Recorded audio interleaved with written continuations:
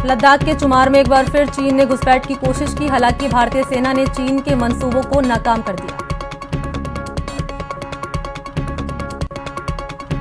भारत चीन तनाव पर नई दिल्ली में रक्षा मंत्री राजनाथ सिंह ने उच्च स्तरीय बैठक बुलाई, जिसमें विदेश मंत्री एस जयशंकर, एनएसए अजीत डोभाल और सीडीएस बिपिन रावत मौजूद रहे। चीन की सरकारी मीडिया ग्लोबल टाइम्स ने पीएलए की पश्चिम कमान के हवाले से कहा कि भारतीय सेना ने दोनों देशों के बीच जारी बातचीत में बनी सहमति का उल्लंघन किया और 31 अगस्त को भारतीय सेना ने जानबूझकर वास्तविक नियंत्रण रेखा को पार किया। भारत चीन तनाव पर ब्रिगेड कमांडर स्तर की बातचीत खत्म हो गई, बैठक का कोई नतीजा नहीं निकला। भारत और चीन के बीच बॉर्डर पर तनाव की स्थिति बनी हुई है। इस बीच रक्षा मंत्री राजनाथ सिंह आज रूस के मॉस्को के लिए रवाना होंगे और वहां रक्षा मंत्रियों की होने वाली एससीओ बैठक में हिस्सा लेंगे। जम्मू कश्मीर के उरी में सेना ने आतंकियों का बड़ा अड्डा ध्वस्त किया और भारी मात्रा में हथियार बरामद किए। एक्टर सुशांत सिंह राजपूत की मौत के मामले में एनसीबी ने एक शख्स को हिरासत में लिया, जिसका संबंध एक्ट्रेस रिया चक्रवर्ती के साथ बताया जा रहा है। इस शख्स से लगातार पूछताछ की जा रही है और जानने की कोशिश की जा रही है कि आखिर ये शोविक के संपर्क में कैसे आया। गिरफ्तार किए गए शख्स को आज कोर्ट में पेश किया जाएगा। हिरासत में लिया गया शख्स नशे का कारोबार करता है, ड्रग्स की सप्लाई और कई बॉलीवुड लोगों के साथ उसके संबंध के आरोप में फिलहाल उस आरोपी शख्स से पूछताछ चल रही है। एक्टर सुशांत सिंह राजपूत की मौत के मामले में सीबीआई रिया की मां संध्या चक्रवर्ती और पिता इंद्रजीत से सीबीआई ने पहली बार पूछताछ की। दोनों से अलग अलग पूछताछ हुई। ईडी ने ड्रग्स कनेक्शन में गौरव आर्य से पूछताछ की। ईडी अधिकारियों ने गौरव से सुशांत की गर्लफ्रेंड रिया चक्रवर्ती संग उनके चैट को लेकर पूछताछ की। सीबीआई ने सोमवार को रिया के साथ उनके भाई शोविक से पूछताछ की थी। दोनों से ड्रग्स चैट और घर पर होने वाली पार्टी को लेकर सवाल किए गए, जिनका वो सही जवाब नहीं दे सके। सुशांत केस में सीबीआई जांच रफ्तार पकड़ चुकी है। सीबीआई मंगलवार को डीआरडीओ गेस्ट हाउस पहुंचे सैमुअल मिरांडा से पूछताछ की। कांग्रेस के पूर्व अध्यक्ष और वायनाड से सांसद राहुल गांधी ने एक बार फिर मोदी सरकार पर छात्रों के भविष्य से खिलवाड़ करने का आरोप लगाया। राहुल ने कहा कि देश के युवाओं को नौकरी चाहिए, नारे नहीं। पूर्व राष्ट्रपति प्रणब मुखर्जी का अंतिम संस्कार मंगलवार को पूरे राष्ट्रीय सम्मान के साथ किया गया। पीपी किट पहनकर जवानों ने पूर्व राष्ट्रपति को कंधा दिया। जयपुर में बीजेपी प्रदेश कार्यालय में पूर्व राष्ट्रपति प्रणब मुखर्जी के निधन पर श्रद्धांजलि सभा का आयोजन किया गया। इस दौरान बीजेपी प्रदेश अध्यक्ष सतीश पूनिया समेत कई पदाधिकारी और कार्यकर्ताओं ने प्रणब मुखर्जी के चित्र पर पुष्प अर्पित किए। पूर्व राष्ट्रपति श्री प्रणब मुखर्जी के निधन पर घोषित 7 दिवसीय राजकीय शोक के चलते संभागवार फीडबैक कार्यक्रम संवाद को स्थगित किया गया। सीएम अशोक गहलोत आज शाम 5 बजे सीएमआर में कैबिनेट की बैठक करेंगे। माना जा रहा है कि इस दौरान कई अहम फैसलों पर मुहर लग सकती है। बैठक में नई पर्यटन नीति को मंजूरी मिल सकती है। करीब 20 साल बाद लाई जा रही है ये पर्यटन नीति। बैठक में कई और अहम फैसले लिए जा सकते हैं। कोरोना फंड के लिए सभी कर्मचारियों के 1 दिन के वेतन कटौती पर भी फैसला हो सकता है। पहले ये बैठक 26 अगस्त को होने वाली थी, लेकिन सीएमआर के करीब 10 कर्मचारियों और सीएमओ के कर्मचारियों की रिपोर्ट कोरोना पॉजिटिव होने के चलते बैठक स्थगित कर दी गई। सीएम अशोक गहलोत आज दोपहर 12 बजे सीएमआर में कोरोना को लेकर वीसी के जरिए समीक्षा बैठक करेंगे। इस दौरान सभी विभागीय अधिकारी मौजूद रहेंगे। बसपा से कांग्रेस में शामिल विधायकों के मामले में हाईकोर्ट में होने वाली सुनवाई टल गई। अधिवक्ता हेमंत नाहटा ने याचिका दी थी। याचिका में विधानसभा में दलीय स्थिति परिवर्तन को चुनौती दी थी, जिसमें कोर्ट से विधायकों को अयोग्य ठहराने की मांग की गई थी। हालांकि मदन दिलावर और बसपा के मामले में हाईकोर्ट ने 24 अगस्त को दिए गए अपने फैसले में कहा था कि अदालत स्पीकर के अधिकार क्षेत्र में दखल नहीं दे सकती। चिकित्सा और स्वास्थ्य मंत्री रघु शर्मा ने कहा कि चिकित्सा विभाग का ढांचा मजबूत किया जाएगा। इसके लिए 6314 पदों पर कम्युनिटी हेल्थ ऑफिसर की भर्ती होगी। इससे पहले शिकायत मिलने के बाद सरकार ने 2500 पदों पर भर्ती निरस्त की थी। पूर्व राष्ट्रपति प्रणब मुखर्जी के निधन होने के बाद बीजेपी ने हल्ला बोल कार्यक्रम फिलहाल स्थगित कर दिया। बीजेपी की ओर से आज से 4 सितंबर तक होने वाले कार्यक्रमों में बदलाव किया गया है। जयपुर शहर बीजेपी के अध्यक्ष सुनील कोठारी ने अपने पद से इस्तीफा दे दिया, जिसके बाद राघव शर्मा को जयपुर शहर बीजेपी का अध्यक्ष बनाया गया। बीजेपी प्रदेश अध्यक्ष सतीश पूनिया ने कहा कि सुनील कोठारी को आने वाले समय में कोई बड़ी जिम्मेदारी मिल सकती है। उन्होंने पार्टी में किसी भी प्रकार के मतभेद से इंकार किया। सतीश पूनिया ने कहा कि अच्छा परफॉर्मेंस देने वाले कार्यकर्ता ही पार्टी के संगठन में रहेंगे। उन्होंने कहा कि सक्रिय रूप से पार्टी में काम करने वाले को जिम्मेदारी दी जाएगी और काम नहीं करने वालों को बाहर का रास्ता दिखा दिया जाएगा। उपनेता प्रतिपक्ष राजेंद्र राठौड़ राज्य सरकार पर जमकर हमला बोले। हनुमानगढ़ में प्रेस कॉन्फ्रेंस कर राठौड़ ने कहा कि कांग्रेस की अंदरूनी लड़ाई से जनता का नुकसान हुआ और लगता नहीं कि राज्य सरकार अपना कार्यकाल पूरा कर पाएगी। राजपूत करनी सेना के राष्ट्रीय अध्यक्ष महिपाल सिंह मकराना ने अजमेर में प्रेस कॉन्फ्रेंस की, जिसमें उन्होंने राज्य सरकार पर आनंद पाल सिंह केस में समाज के लोगों को बेवजह फंसाने का आरोप लगाया। उन्होंने सुशांत सिंह केस की सीबीआई से निष्पक्ष जांच की मांग की। कांग्रेस में सत्ता संगठन में पद लेने के लिए बड़ी संख्या में नेता कतार में लगे हैं। कांग्रेस के नए प्रभारी अजय माकन से 2 दिन में बड़ी संख्या में नेताओं ने मुलाकात करके उन्हें बायोडाटा सौंपा। संसद के आगामी मानसून सत्र के लिए अधिसूचना जारी हो गई। संसद के दोनों सदनों लोकसभा और राज्यसभा की कार्यवाही 14 सितंबर से शुरू होकर 1 अक्टूबर तक चलेगी। पूर्व विधायक भवानी सिंह राजावत मामला दर्ज हुआ। राजावत पर लॉकडाउन की अवहेलना और अभद्र भाषा का इस्तेमाल करने का आरोप है। सीकर में राष्ट्रीय लोकतांत्रिक पार्टी के प्रदेश प्रवक्ता महावीर महला पर हमला करने का मामला सामने आया। महावीर महला ने हिस्ट्री शीटर राकेश समेत कई लोगों पर हमला करने का आरोप लगाया है। देश में कोरोना मरीज की संख्या 36,91,000 हो गई है। पिछले 24 घंटे के अंदर 69,921 नए मामले बढ़े हैं। कोरोना से पिछले 24 घंटे में 819 लोगों की मौत हुई है। इस तरह इस बीमारी से अब तक 65,435 लोगों की जान जा चुकी है। नोएडा से बीजेपी के विधायक और रक्षा मंत्री राजनाथ सिंह के बेटे पंकज सिंह कोरोना संक्रमित पाए गए। उनकी कोरोना वायरस जांच की रिपोर्ट पॉजिटिव आई। पंकज सिंह ने ट्वीट कर इसकी जानकारी दी। राजस्थान के परिवहन मंत्री प्रताप सिंह खाचरियावास को RUHS अस्पताल में भर्ती करा दिया गया। मंगलवार सुबह उल्टियां होने के बाद उनकी तबीयत बिगड़ गई थी। राजस्थान में कोरोना का आंकड़ा तेजी से बढ़ रहा है। मंगलवार को 1470 नए केस सामने आए, जिसके बाद कुल आंकड़ा 83,163 पर पहुंच गया। इलाज के बाद प्रदेश में 69,002 लोग ठीक हो चुके हैं। फिलहाल प्रदेश में 13,970 केस एक्टिव हैं। जयपुर में मंगलवार को रिकॉर्ड 100 से ज्यादा नए कोरोना केस सामने आए, जिसके बाद जयपुर में कोरोना मरीज की संख्या 11,000 के पार पहुंच गई।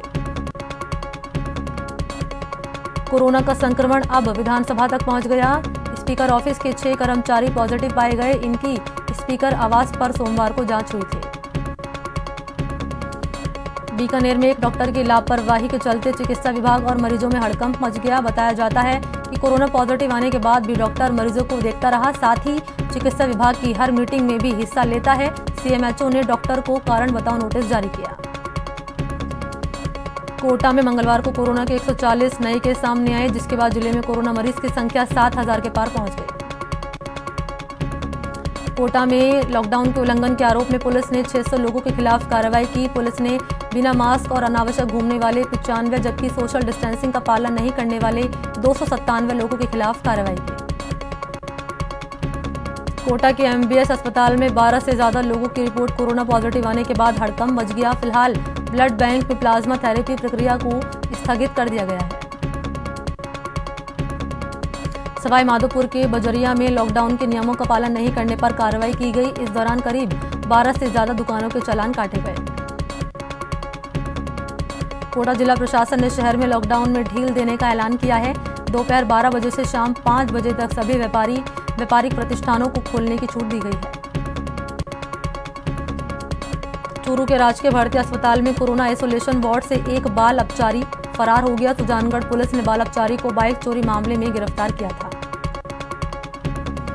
JEE और नीट परीक्षार्थियों के लिए पर्यटन निगम में विशेष पैकेज की घोषणा की गई है। परीक्षार्थी पर्यटन निगम की होटल में रुकेंगे तो उन्हें एक दिन रुकने पर टैरिफ में 30% की छूट दी जाएगी।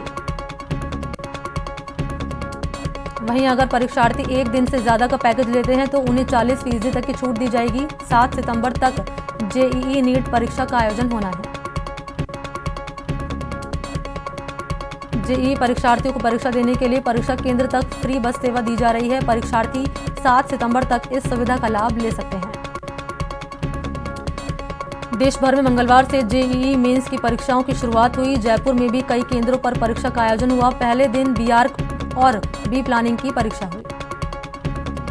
जोधपुर में मंगलवार को जेईई मेन का एग्जाम हुआ। परीक्षा देने के बाद परीक्षार्थियों के चेहरे खिले हुए नजर आए। परीक्षार्थी ने कहा कि पेपर बहुत कठिन नहीं था, जिसके चलते पेपर अच्छा गया। अजमेर में लोगों ने मोबाइल चोरी के आरोप में एक लड़के की जमकर पिटाई की। लोगों ने मोबाइल चोरी करते रंगे हाथों लड़के को पकड़ लिया और सरेआम पिटाई कर डाली। बीकानेर में एक डॉक्टर की लापरवाही के चलते चिकित्सा विभाग और मरीजों में हड़कंप मच गया। बताया जाता है कि कोरोना पॉजिटिव आने के बाद भी डॉक्टर मरीजों को देखता रहा। प्रतापगढ़ पुलिस ने हनी ट्रैप मामले में 3 लोगों को गिरफ्तार किया, जिसमें एक महिला भी शामिल है। जयपुर के चाकसू में पुलिस ने हनी ट्रैप मामले में एक महिला समेत 4 आरोपियों को गिरफ्तार किया। आरोपियों के पास से 1 लाख की नकदी और देसी कट्टा बरामद हुआ। जयपुर पुलिस ने एटीएम लूट के प्रयास के मामले में 3 बदमाशों को गिरफ्तार किया। बदमाशों ने सीसीटीवी तोड़कर एटीएम लूटने का प्रयास किया था। सवाई माधोपुर की गंगापुर पुलिस ने नाकाबंदी के दौरान 2 आरोपियों को गिरफ्तार किया, जिनके कब्जे से 150 ग्राम स्मैक बरामद की गई। अलवर में बिना अनुमति के सड़क के किनारे मोबाइल सिम बेचने वालों के खिलाफ पुलिस ने कार्रवाई की। पुलिस ने 6 लोगों को गिरफ्तार कर उनके पास से मोबाइल सिम बरामद किए। प्रतापगढ़ के धरियावद में आपसी विवाद में चाची भतीजी ने फांसी लगा ली, जिसमें चाची की मौत हो गई जबकि भतीजी का इलाज जारी है। चूरू में पुरानी रंजिश को लेकर 2 पक्षों में जानलेवा हमला हो गया। हमले में 3 लोग घायल हो गए, जिन्हें अस्पताल में भर्ती करा दिया गया। टोंक पुलिस ने हत्यारे पिता को गिरफ्तार कर लिया। आरोपी ने अपने सो रहे 3 बच्चों और पत्नी के सिर पर पत्थर से हमला कर दिया था। बीकानेर के खाजूवाला थाना क्षेत्र की केएनडी नहर में एक अज्ञात महिला का शव मिलने से सनसनी फैल गई। शव पुराना होने की वजह से शिनाख्त नहीं हो पाई है। श्रीगंगानगर पुलिस ने एक झपटमार चोर को गिरफ्तार किया। आरोपी ने हाल ही में राह चलती युवती से लूटपाट की थी। बूंदी के नैनवा में एक सांड का जमकर उत्पात मचाया, जिसमें करीब 12 से ज्यादा लोग घायल हो गए। कोटा में खाली प्लॉट में भरे पानी में डूबने से 2 मासूम बच्चों की मौत हो गई। दोनों मृतक सगे भाई थे। श्रीगंगानगर में किसान संगठन ने प्रेस कॉन्फ्रेंस की। इस दौरान किसानों ने केंद्र और राज्य सरकार पर किसानों की अवहेलना का आरोप लगाते हुए 8 सितंबर को जिला कलेक्ट्रेट कार्यालय के घेराव की घोषणा की। टोंक जिले उनियारा उपखंड में अतिक्रमण की कार्रवाई करने गई टीम को ग्रामीणों का विरोध झेलना पड़ा। कार्रवाई के दौरान एक महिला जेसीबी के सामने लेट गई। यहां रुकते हैं ब्रेक के लिए, जल्द हाजिर होते हैं।